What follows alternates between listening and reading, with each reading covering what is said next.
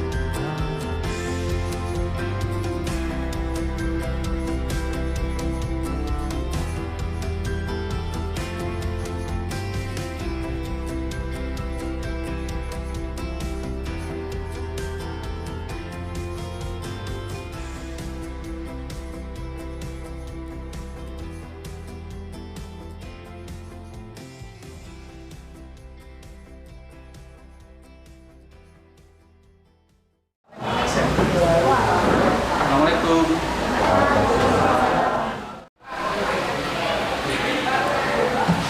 Assalamualaikum warahmatullahi wabarakatuh. Waalaikumsalam warahmatullahi wabarakatuh. Gimana kabarnya hari ini anak-anak? Sehat. Alhamdulillahirabbil alamin. Segala kenikmatan yang telah diberikan oleh Allah patut kita syukuri. Semoga kesehatan kita dapat kita gunakan, terutama kalian selaku pelajar, untuk menambah ilmu, menuntut ilmu di sekolah kita hari ini. Untuk memulai pelajaran pada hari ini, mari kita sama-sama memanjatkan doa. Untuk itu, silakan ketua kelas untuk dipimpin berdoanya. Sebelum kita memulai pelajaran, mari kita berdoa. Berdoa mulai.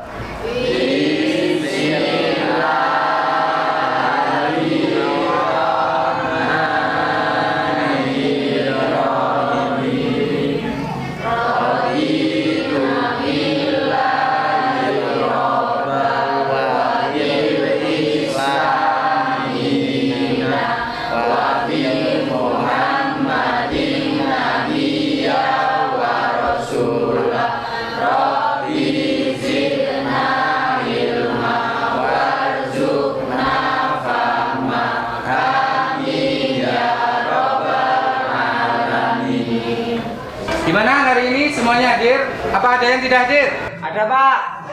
Siapa? Erlangga. Kenapa Erlangga, Mas? Ada acara keluarga. Oh iya, tapi ada surat izinnya ya? Ada. Ya. Terus ada lagi? Ada Pak. Ya, siapa? Ayu Tresnasari. Ayu, kenapa Ayu? Sakit. Sakit apa? Sakit hati. Oh, Allah. Yang benar sakit hati. Sakit Pak. Oh, katanya sakit. Oh ya, ada izinnya juga ya? Ada. Ya, semoga Mbak Ayu cepat sembuh ya, Nak ya. Amin. Ya, untuk mengawali pelajaran hari ini, Bapak perlu tahu keadaan kalian. Gimana keadaan saya? Keadaan kalian? Alhamdulillah.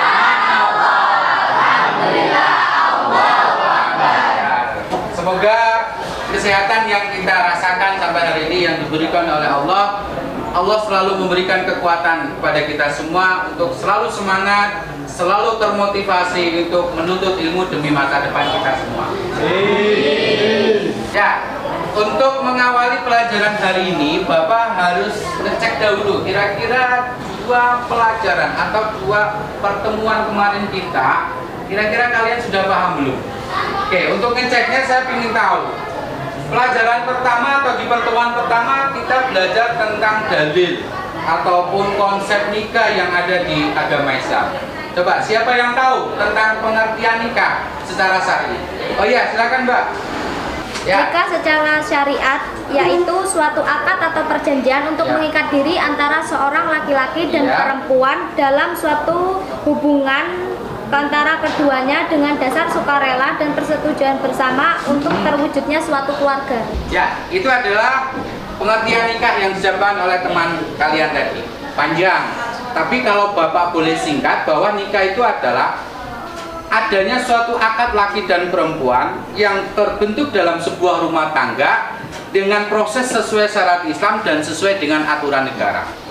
Maka seseorang ketika mau menikah tidak segampang yang kalian pikir. Misal si A sama si B sudah senang sama senang, suka sama suka, manggilnya saja udah bebek, sayang gitu misalnya ya. Nah kemudian tahu-tahu nikah dan sebagainya, enggak seperti itu. Harus ada syarat, rukun dan sebagainya. Termasuk bagaimana seseorang itu, saya kira-kira sudah siap nikah belum? Kira-kira kalau misalkan ada orang yang pingin nikah tapi belum punya pekerjaan, istrinya kira-kira nanti dikasih makan apa? Nah oleh karena itu, kalau nggak salah Bapak kemarin di pertemuan kedua itu menyampaikan tentang hukum nikah. Hukum nikah itu ada 5. Jadi proses orang mau menikah itu harus tahu, ini saya termasuk hukumnya haram, wajib atau lain sebagainya. Coba ada yang tahu nggak apa hukum nikah? Saya Pak. Hukum nikah dapat dibagi menjadi 5. Yang pertama wajib, yang kedua sunnah, yang ketiga mubah, yang keempat makruh, dan yang kelima haram. Terima kasih. Oke, tadi sudah disampaikan tentang hukum nikah. Nah, oleh karena itu kita harus paham betul bahwa pernikahan itu tidak sesuatu yang asal-asalan ataupun tidak asal tadi yang saya sampaikan, asal sudah suka dan sebagainya kalian langsung menikah. Oke, untuk selanjutnya Bapak ingin ngecek atau ngetes kalian di masyarakat, kalian tahu tentu tentang pernikahan. Kira-kira apabila ada seorang laki-laki dan perempuan udah saling cinta, udah saling suka dan kepingin nikah, tapi ternyata beda agama, misalnya yang laki Islam, yang perempuan non-Islam atau non-Muslim, kira-kira boleh atau tidak? Ya, kamu? Tidak boleh, Pak. Ya, betul, tidak boleh. Karena tidak sembarangan, artinya satu muslim, satu non-muslim itu tidak boleh. Ya, tahu ya? Oleh karena itu kalian harus paham betul. Nah, untuk lebih paham, saya akan menyampaikan materi terakhir tentang pernikahan atau materi pernikahan di dalam Islam. Oke, untuk hari ini ada materi terakhir di pertemuan ketiga kita tentang pernikahan di dalam Islam. Untuk lebih jelasnya, coba kita lihat dahulu materi yang saya persiapkan di depan ini.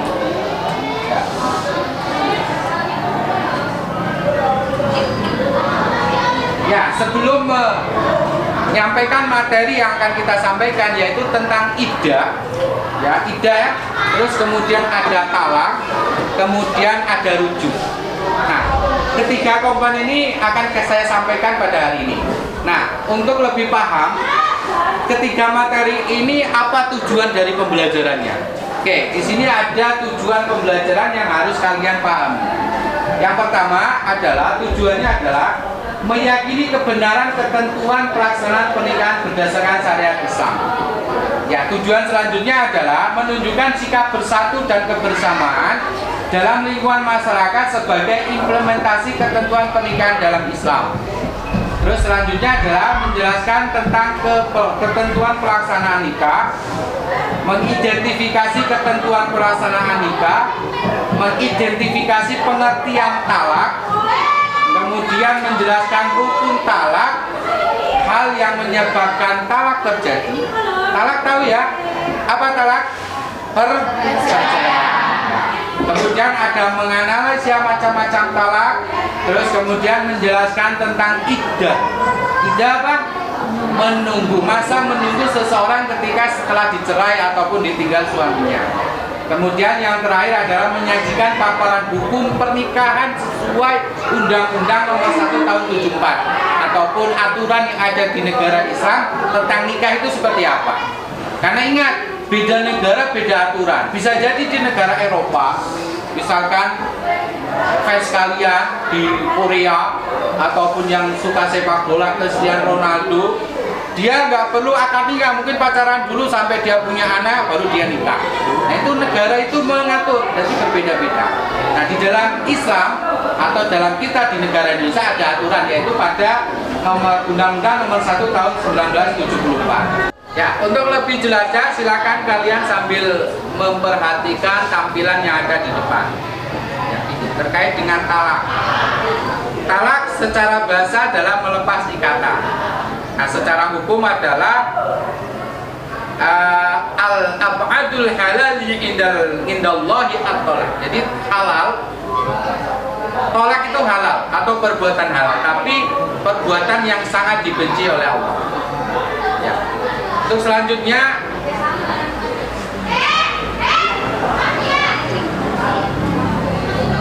rukun talak ada 3. Yang pertama adalah yang menjatuhkan talak itu suami. Jadi misalkan ada suami istri, bojone si nesu, marah, akhirnya bilang si perempuannya, "Mas, ceraikan saja saya, Mas." Itu nggak jatuh talaknya. Tapi kalau laki-laki yang bilang, "Saya cerai kamu, Do, saya cerai kamu, Dek," langsung jatuh talak. Jadi artinya yang menjatuhkan talak adalah laki-laki. Yang kedua adalah yang dijatuhi talak adalah istrinya. Yo mesti ya, masa mentalak istrinya tetangga? Mungkin harus istrinya sendiri. Yang ketiga adalah pengertian talak itu ada 2. Talak secara sore, ya, sore itu tegas, langsung saya talak kamu. Atau talak secara sindiran atau kinayah. Kinayah misalnya nyindir. Selama 5 tahun perasaannya sudah baru terasa, saya sudah nggak cinta sama kamu. Akhirnya kemudian laki itu bilang, "Dek, silakan kamu pulang ke rumah orang tuamu." Nah ini kalimat "silakan kamu pulang ke rumah orang tuamu" ini adalah kalimat talak sebenarnya, tetapi dalam bentuk sindiran. Maka kalau dalam kinayah atau sindiran seperti mengucapkan, "Dek, silakan kamu pulang ke orang tuamu, ke rumah orang tuamu," maka kalau laki-laki itu dalam hatinya niat mentalak, mencerai perempuan itu, maka jatuh talaknya. Langsung hukumnya cerai, nggak boleh dikumpulin lagi, nggak boleh dicium, digauli, nggak boleh, karena sudah jatuh hukum. Maka hati-hati kalian ketika kalian menyampaikan kata-kata semisal seperti itu tadi. Atau ada juga seperti contoh yang sindiran. "Saya perhatikan dari belakang kamu kok seperti ibu kandung saya ya." Gitu. Si laki ngomong sama istrinya, dia ngomongnya gini, "Dek, saya lihat lama-lama kamu kok seperti ibu saya ya." Itu kalimat seperti itu juga bisa terjadi talak. Kenapa Pak kok ngomong ngono kok bisa jatuh talaknya? Karena ingat bahwa ibu itu boleh dinikahi enggak? Nah, kemudian menyerupai istri seperti ibu, menghukumi bahwa istrinya itu seperti ibu yang akhirnya haram untuk dinikahi, maka akhirnya jatuhlah talak. Maka itu juga seperti sindiran. Sindiran itu kinayah. Kinayah itu ucapan kita enggak tahu bahwa itu kalimat talak, tapi sebenarnya itu kalau diniati di istri di suaminya, di si lakinya, maka jatuhlah talak tersebut. Lanjut. Yang menjatuhkan talak adalah suami. Oke, untuk selanjutnya, untuk menggali kreativitas kalian untuk menganalisa tentang pernikahan, selanjutnya Anda bisa melihat tampilan video yang sudah Bapak persiapkan. Ya, ini terkait dengan talak. Nah, silakan Anda perhatikan dengan sesama. Nanti setelah ini saya minta membuat kelompok menganalisa tentang tampilan yang kalian lihat yang ada di depan layar kita ini. Kawinlah engkau dengan orang lain, saya sudah tidak butuh kamu.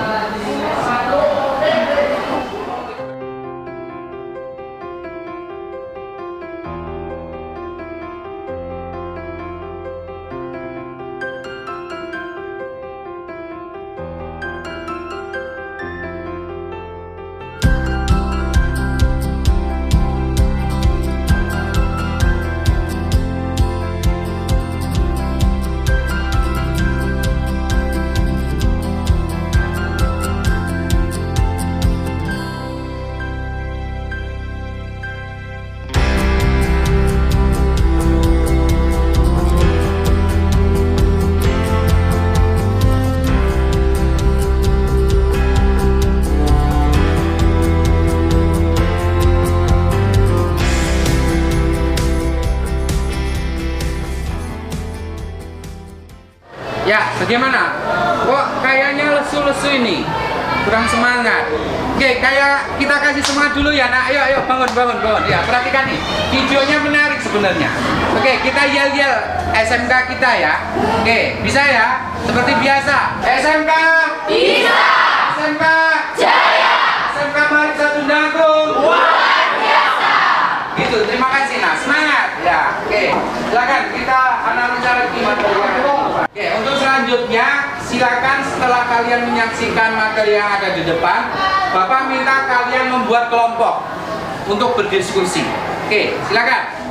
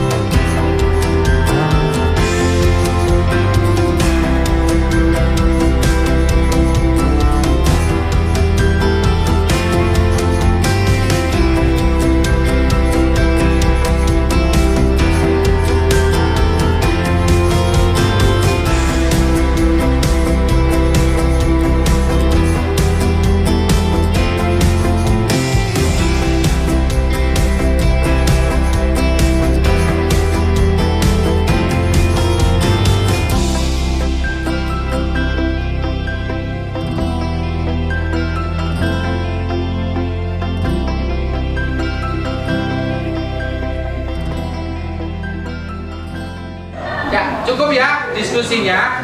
Ya, setelah kalian menganalisa tentang materi di depan, kemudian ada video, saya ingin tahu hasil diskusi kelompok kalian. Nah, untuk itu saya minta yang pertama kelompok 2. Silakan kelompok 2 perwakilannya 2 orang ditemenin oleh wakil untuk mempresentasikan hasil diskusi dari kelompok kalian. Ya. Assalamualaikum warahmatullahi wabarakatuh.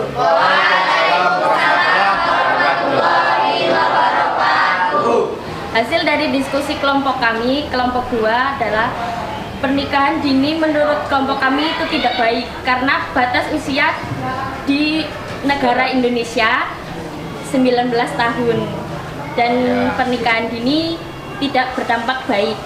Karena dampak pernikahan dini adalah rentannya perceraian dan kekerasan dalam rumah tangga atau KDRT. Pernikahan dini banyak menimpa anak-anak usia SD, SMP, dan SMA. Sebagian besar faktor penyebab pernikahan dini adalah faktor ekonomi. Usia pernikahan sangat berpengaruh kuat terhadap tingginya angka perceraian. Tidak idealnya pernikahan karena usia yang masih muda, pendidikan yang rendah, kualitas yang rendah, usia yang belum cukup untuk kematangan biologis, dan kematangan intelektual dalam membangun rumah tangga sehingga sangat rentan terhadap perceraian. Ya, itu hasil diskusi dari kelompok 2. Bagaimana? Kira-kira tentang pernikahan dini yang dibahas di kelompok 2 ini ada yang pingin tanya enggak? Ya, Pak. Kira-kira? Oh ya, silakan. Ya. Kenapa ada batas waktunya, Pak? Oh, ya. Ya karena usia yang belum cukup untuk kematangan biologis. Oh, gitu. Ada tambahan? Kalau aturan negara tadi benar ya? Aturan negaranya tadi apa yang disampaikan? Di mana tadi diskusinya? aturan negara batasnya berapa? Usia 19 tahun. Berarti itu aturan negara juga ya? Iya. Ya, karena usia yang belum cukup untuk kematangan biologis dan batas usia negara. Ya, batas usia negara Mas Dimas ya. Kenapa ada batasannya? Itu memang aturan. Nah, kenapa diatur? Biologisnya belum siap. Nah, karena kan kalau kita nikah itu siap punya anak kan ya. Ya Rasulullah pernah bersabda, nanti di akhirat Rasulullah itu akan banyak-banyak umat dengan nabi yang lain. Maka kita selaku umat nabi ketika kita nikah jangan longko atau jangan terlalu sedikit kalau punya anak. Kalau bisa 6, 7, 2. Pokoknya cari wanita yang disenggol setitik hamil, kira-kira gitu. Ya, gitu ya. Itu hasil diskusi hari ini. Saya kira cukup, gitu ya. Oke, setelah itu untuk memperdalam dari 3 pertemuan materi pernikahan, setelah ini kita akan mempraktekkan tentang prosesi atau proses akad nikah dalam Islam. Oleh sebab itu, mohon nanti disiapkan. Oke, silakan kelompoknya kembali ke tempat. Ya, silakan. Itulah diskusi dari kelompok kami. Saya akhiri. Wassalamualaikum warahmatullahi wabarakatuh. Waalaikumsalam warahmatullahi wabarakatuh. Ya, terima kasih anak-anak. Materi terakhir tentang pernikahan dalam Islam. Kalau boleh Bapak simpulkan dari materi pernikahan dalam Islam, yang pertama adalah bahwa pernikahan itu adalah bersatunya 2 orang laki-laki dan perempuan dalam sebuah akad nikah sesuai dengan aturan. Yang kedua, nikah ada syarat dan rukunnya. Ada syarat dan rukunnya, ada calon istri, suami, dan seterusnya. Yang ketiga, di dalam pernikahan harus ada kasih sayang, wa mawaddah warahmah. Maka bila kalian, teman kalian, tetangga kalian atau ayu kalian menikah, biasanya kita akan menyampaikan sama raba atau samawa, sakinah, mawaddah, warahmah, dan barokah gitu. Apa artinya di sana adalah ada ketenangan. Ya, demikian anak sekalian pertemuan ketiga pada hari ini pernikahan dalam Islam sesuai yang telah kita laksanakan. Ada 3 pertemuan.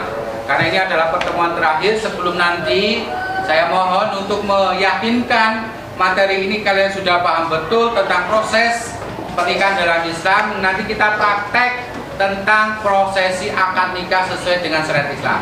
Nah, sebelumnya Bapak akan menyampaikan kesimpulan dari 3 pertemuan dalam materi pernikahan dalam Islam. Oke, yang pertama kesimpulannya bahwa pernikahan itu adalah menyatunya 2 orang laki-laki dan perempuan dalam satu rumah tangga sesuai dengan ajaran ataupun aturan negara. Gitu ya. Yang kedua, bahwa prosesi nikah itu tidak sembarangan, harus ada wali, ada calon suami, calon istri, kemudian juga ada akad atau ijab kabul. Selanjutnya adalah yang perlu kalian pahami bahwa pernikahan itu ada hukumnya, ada 5, ya, ada wajib, sunnah, makruh, haram, dan mubah. Nah, ini harus kalian paham. Nah, kalian posisinya seperti apa? Saya ambil contoh bahwa wajib. Kalau kalian sudah siap secara fisik, sehat jasmaninya, kemudian punya pekerjaan kira-kira, ketika kamu kepingin menikah, terus kamu takut berbuat zina, maka kamu hukumnya wajib. Kamu kalau nggak nikah, sudah punya duit, karena kebanyakan duit, akhirnya nanti takutnya jajan, takutnya cari wanita malah berbuat zina. Ini bahaya ini. Maka ketika kalian sudah siap nikah, kamu kepingin nikah, kalau nggak nikah saya berbuat zina, maka ini hukumnya wajib. Itu ya. Terakhir materi ini saya sebutkan tentang, yaitu tentang talak, iddah, dan rujuk. Gitu ya. Talak itu perceraian. Tadi sudah saya sampaikan. Hati-hati dengan talak. Yang kedua adalah iddah. Iddah itu masa menunggu. Jadi antara masa menunggunya laki, masa menunggunya perempuan, ketika perempuan ditinggal mati dalam keadaan tidak hamil, dengan perempuan ditinggal mati atau cerai dalam keadaan hamil itu berbeda. Seperti materi itu yang saya sampaikan, tolong diperhatikan. Masa iddah. Yang terakhir adalah rujuk. Rujuk itu adalah kembali, menyatu kembali dengan sang mantan atau sang calon istri. Nah, rujuk ini ada beberapa macam. Nah, jadi kalau rujuk ditalaknya sudah 3 kali, ditalaknya kalau sudah 3 kali, maka rujuknya harus nikah kembali. Tapi kalau rujuknya itu talaknya baru sekali seperti talak bahin misalkan, itu cukup bilang rujuk atau ayo kita nikah lagi ataupun kita hidup satu rumah lagi. Nah, itu cukup. Nah, itu seperti itu. Jadi harus kalian pahami tentang terkait dengan rujuk. Bagaimana talaknya? Talaknya talak 1, 2 atau 3. Nah, itu saja yang perlu saya sampaikan kesimpulan pada pertemuan materi pernikahan dalam Islam. Semoga kalian paham. Nanti pada saatnya kalian nikah, kalian sudah paham, sudah tahu. Dan inti pernikahan adalah membentuk keluarga yang sakinah, mawaddah, warahmah. Itu saja. Terima kasih atas segalanya. Semoga kalian sehat, tetap semangat dalam menuntut ilmu. Dari Bapak saya akhiri. Wassalamualaikum warahmatullahi wabarakatuh. Waalaikumsalam warahmatullahi wabarakatuh. عليك الله ربي دائما أبدا مع الإبكار والأصال صلى عليك الله.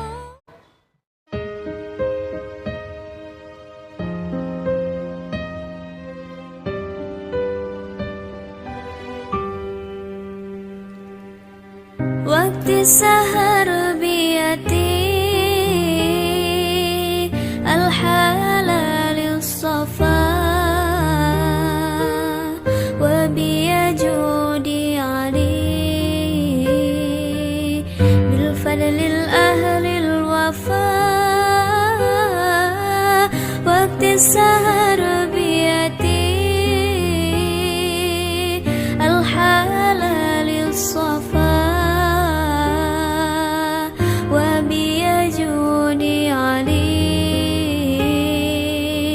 بالفضل الأهل الوفا telah lahir cahaya penerang jiwa manusia mulia penyejuk jiwa. Ya Rabbi Hidayah, saya nikahkan dan saya kawinkan engkau dengan anak perempuan saya, Siti Nur Halimah, dengan mas kawin uang 1 juta rupiah dan cincin 5 gram bayar tunai. Saya terima nikah dan kawinnya Siti Nur Halimah binti Bapak Wisnu dengan mas kawin tersebut dibayar tunai.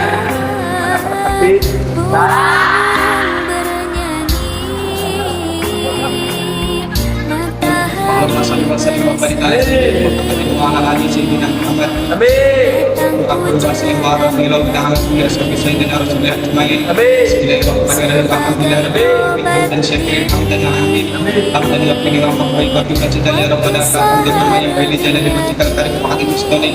Wa qulna fil ayati rabbana maqtalaha wa la naqdiru bi bali bali dan warahmatullahi kama yanbaghi sabira. Wa qulna inna nas'aluka salamatan fid dinina wa fi jasadina wa jaddatil yamini wa barakatan fi rizqina wa tawbatan qabla al-maut wa rahmatan min al-maut wa maghfiratan ba'da maut. Ya Allah hamdulillah alaina fi sa'atil maut wa najatan min al-nar wa min al-hisab. Rabbana atina fid dunya hasanah wa fil akhirati hasanah wa qina adzabannar. Wa sallallahu ala sayyidina Muhammadin wa ala alihi wa sahbihi wa sallam.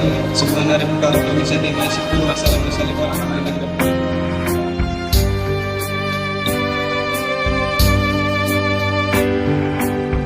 Malaikat memuji, bidadari berseri